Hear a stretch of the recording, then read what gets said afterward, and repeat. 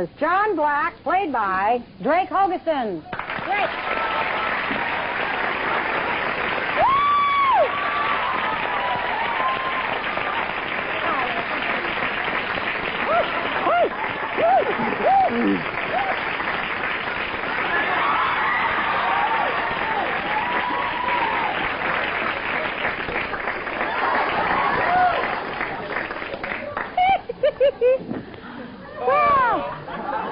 Some swimmer, huh, girl?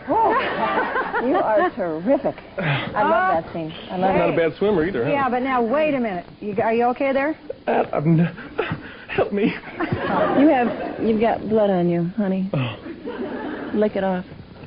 Now, obviously, you two know each other quite well. We swim together. You swim together. Now, that did not look like a real fun scene to do, just from the technical aspects of it. It was one take.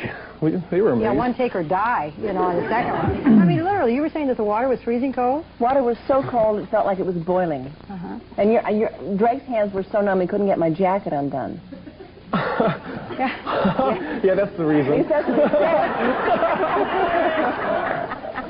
Now, how long have you been on the show, Drake? 2 months, 2.5 months. 2 months. How did you get the part? A personal audition. Hands down, he got the part. Yeah, at Deidre's house. I know, I could say hands down what, but I won't, Actually, I went in to read for Crazy Like a Fox.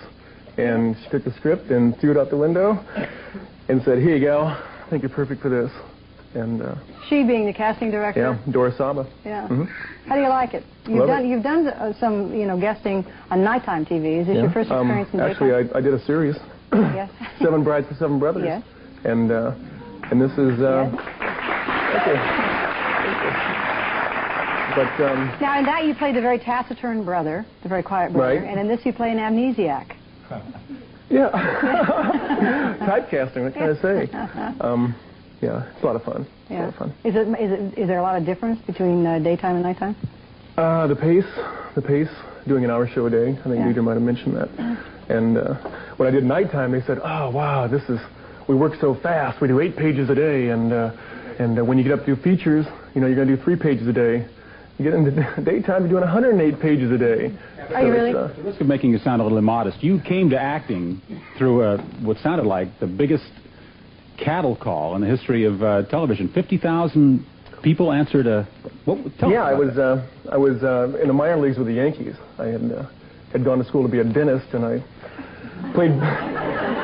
played baseball to get through school, and subsequently was drafted by the Yankees and had played, but I consider myself a fringe prospect, and one of the guys on the team in Double-A had a sister who was an aspiring actress, and she was going to submit to the Columbia Pictures National Talent Search on why she should come out to Hollywood and be a big star, and all she had to do was write a 150-word essay, and if they liked her essay, they would give her an audition. And out of right around 50,000 at the cutoff date, they interviewed 750 around the country, 250 in New York, Chicago, and L.A., and I got a phone call one night, and I told the guy, it was a joke, I'm going to Venezuela to play winter ball. He goes, "Well, for a joke, come on in," and and the rest is history. Yeah, after an hour, he kicked me out of his office and then got me back on the street and brought me up and said he'd bring me out. So I guess you don't need your degree in microbiology anymore, is that what you're saying? No, I took water samples up in the Kern River, though, and that's about as far as it goes. We got to take a break. Speaking of water, let's come back and find out, both of you love water sports. In your personal lives, we'll right? Talk. We'll talk. Oh, maybe we'll find out a little bit more. Okay, we got to take a break. We'll be back. Was Marlena actually in love with Keith Cates? Boy, isn't that a tough question, you guys? She was so lonely. What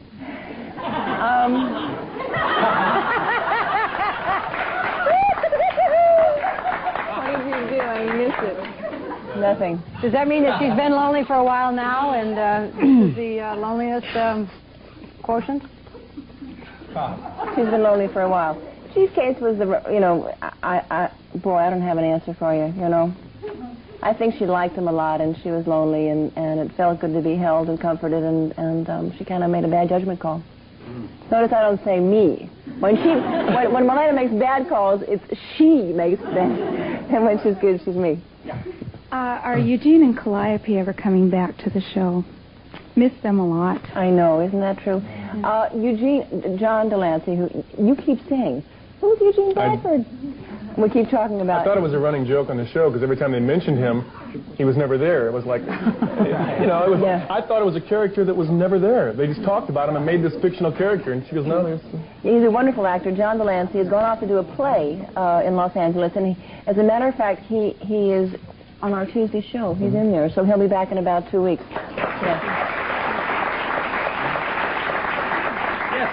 Yes, ma'am. I don't really have anything to ask, but my husband said to say hello to Deidre.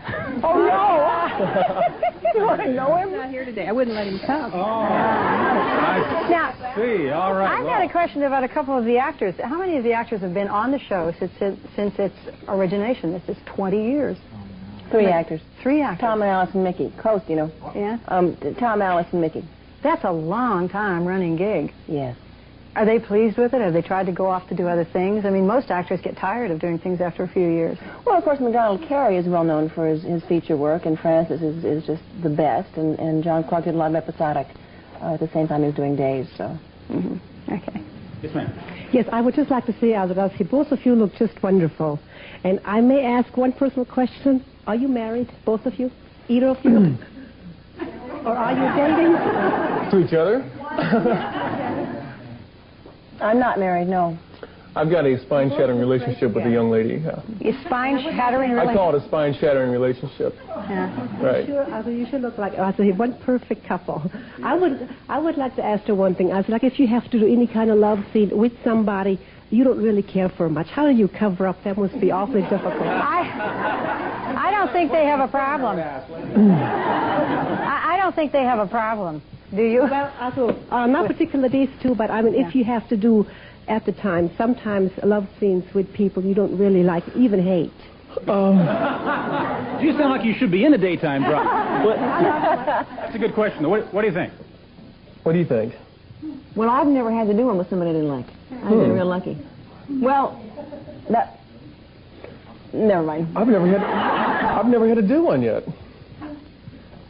Brian McFadden on Seven Brights never had anything. No? No, and John Black can't remember.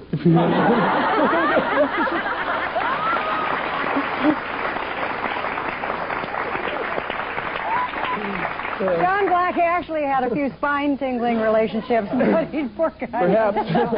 It must be wonderful to have amnesia in a role. You know, everything just sort of slides off you. Yes, ma'am. What's your question? I have a question for Deidre Hall. Will there be more scenes with you and your children? I hope so. The twins, aren't they wonderful? Those little baby twins. I would like to see more scenes with you and the kids. I know. Well, maybe we'll be back in the household pretty soon. Thank you. All right. Yes. I have a question for Deidre Hall. Yeah. I was wondering what's happening to your sister, your twin sister, and if there's any way she'll ever be back on air. Well, you know she's dead. And for those of us, wait a minute. For those of us who just happen to be watching the show and don't know, it's your twin sister on the show, right?